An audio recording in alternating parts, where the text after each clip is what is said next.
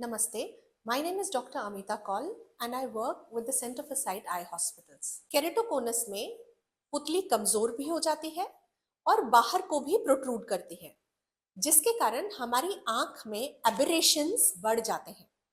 Aberrations का मतलब होता है वो पावर जो सिलेंडर के फॉर्म में मैनिफेस्ट होती है।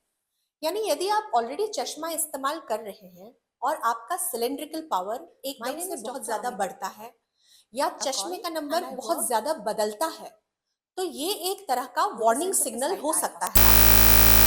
यदि आप आंखों को बहुत ज्यादा मलते हैं तो भी पुतली जो है वो बहुत कमजोर हो सकती है और आपको केरेटोकोनस हो सकता है। तो एलर्जी की स्टेट्स में या यदि आपका कोई फैमिली हिस्ट्री है केरेटोकोनस का, उस स्टेट में आपको हमेशा एक ऑप्थेल्मिक एग्जामिनेशन कराना चाहिए। केरेटोकोनस बेसिकली एक जेनेटिक प्रेडिस्पोजिशन की बीमारी है, लेकिन हर फैमिली में हर मेंबर को केरेटोकोनस होना जरूरी नहीं।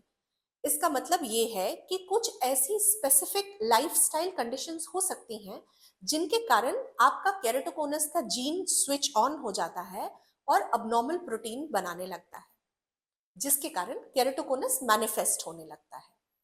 हमारी आंखों की कॉर्निया के अंदर जो टिश्यू प्रिडोमिनेंट होता है उसे कहते हैं कोलाजन।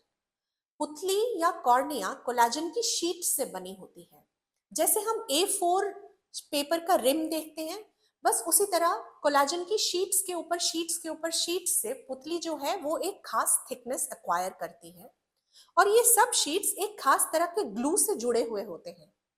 कई बार कुछ कारणों से ये ग्लू या तो कमजोर हो जाती है या ये गोंद गायब होने लगती है या मेल्ट होने लगती है। फिर ये शीट्स एक दूसरे के ऊपर स्लिप करने लगते हैं। जब ये स्लिप करते हैं तो पुतली पतली हो जाती है और कमजोर होने के कारण प्रोट्रूड करने लगती है। इस प्रोट्रूजन को ही केरेटोकोनस कहते हैं। जब भी केरेटोकोनस होता है तो नंबर का बहुत तेजी से बदलाव होता है। आपके चश्मे का नंबर स्टेबल नहीं रहता। आप रात में जब बाहर देखते हैं तो रोशनी टूटी हुई या फटी हुई सी जान पड़ती है। आप कॉन्टैक्ट लेंसेज बहुत ज्यादा नहीं झेल पाते, आपको चश्मे से भी साफ नहीं दिखाई देता। Follow Planet LASIK and post your queries to get answers from the experts.